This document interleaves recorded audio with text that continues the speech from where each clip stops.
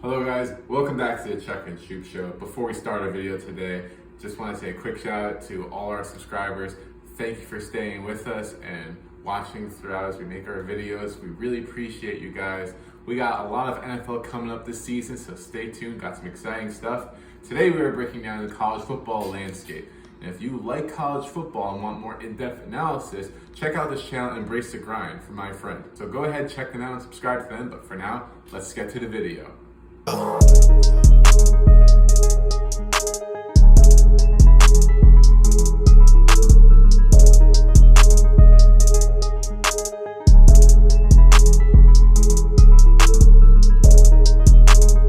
like we said, welcome to season 4. We back, Chuck. Oh, we're back. I'm feeling great. Let's fucking get it started right now. Yes, sir. As you can see, I got my Ohio State gear on. He's got his Well, little Ohio State, but you know I'm rocking the Irish. Got my pinstripe bowl right here.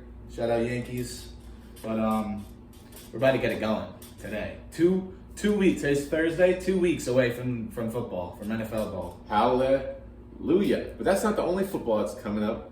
We care about college football as well. Yes, sir. And you know, you've been sitting through all of our NFL content, all our division content, and we thank you for that. But Appreciate it's it. time to break down college football, everyone's favorite sport. Yes, sir. Yes, sir. Let's get into it.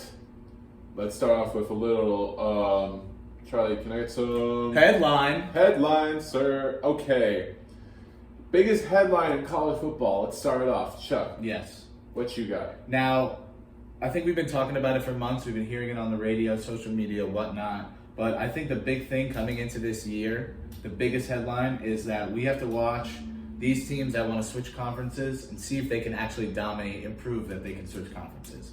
Now, we know they're going to do it for the money, and these teams are USC and UCLA from the Pac-12, and then we got Oklahoma and Texas from the Big 12, both trying to leave. So Texas and Oklahoma, they're trying to go to the SEC. UCLA and USC, they're trying to go to the Big 10. So what we want to see this year is these teams dominate their own conferences and have a saying, and they have a right to be in those conferences, which are the big brothers of football in the FBS world. Absolutely. And included in that, don't forget about the small guys like Oregon State and Washington State in the Pac-12, who they're fighting for their lives, essentially. Yeah, seriously. If this conference blows up, they got nowhere to go. Mm-hmm. So that'll be really interesting. What else is interesting is the quarterback class this year is going to be way better than the one that we had last year, which was 100%.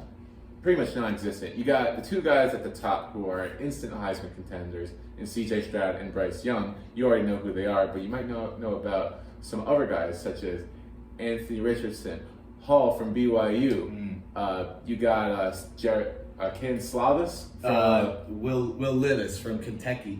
Will Levis from Kentucky. Caleb Williams, USC. Transfer. There are transfers galore. So many good quarterbacks to watch out for, and the NFL potential is enormous. So there's a lot of guys that can break out. I think that this whole Heisman and QB award thing is up in the air, so it should be pretty exciting to see. So obviously QB's playing on offense, but we gotta highlight the other positions too. Yeah, 100%. We're gonna touch base on all of them. Let's go back and forth, baby. Let's give him the heat. 3 players to watch on offense. You start. Okay, all right. So my first one to go on offense, he is a junior, and he is going to be the best tight end in college football this season. He had prolific numbers last year. He could have went pro, but my boy Brock Bowers from Georgia, best tight end in college football. Absolutely. Going off of that, you know, we love our tight ends, but there's a school that has historically produced some great tight ends, and that is Notre Dame. Oh, yes. You think about most recently Cole Kmet. Now coming out is Mr. Michael Myers. Mike Meyer came out to the scene, dominated as a freshman. He was returning for his junior year. He's a potential first-round pick on a very good Notre Dame team who lost a few key wide receivers already. So expect Meyer to have a very, very huge season. Oh, and you can't miss this guy. He's a big body. They'll be throwing the ball all day. So my next guy, he's actually from Notre Dame as well. Interesting fact: this guy's never allowed a sack in his years playing at Notre Dame, and he's a senior now. So you can obviously imagine how scary that is. 4 years without a sack given up. He plays center, Jarrett Patterson. See him going right off the board in the NFL draft after this season. This guy is absolutely electric. Absolutely. I'm going to give a little shout out to the O-linemen. The O-linemen never get enough They love. never get enough love. And how about an O-lineman from the trenches of the Big Ten? I'm talking about at Northwestern, Peter Skaroski. He is 6'3", over 300 pounds. He's been a star since his freshman year as well. And he can swing to tackle or guard. I was about to say, what position? He plays both. He plays both. You can put him anywhere. You can put him as a cheerleader if you want We'll put him at running back. Why not? He could do whatever. But the offensive line is not the strength of this year's talent, but I'm certainly looking forward to the big guys in the Big Ten. Because that's what the Big Ten's all about. That mean run game, ground and pound. We'll see how he lines up in the trenches, because the game is won in the trenches. Absolutely. Now, my last guy, he's a bit of I don't know if you've heard of him, but I think he's going to explode and he's going to become a top wide receiver prospect for this next year's draft. He's a junior out of Virginia. His name is Dantevion Wicks. If I butchered that name, I love that name already. Dantevion Wicks, wide receiver from Virginia.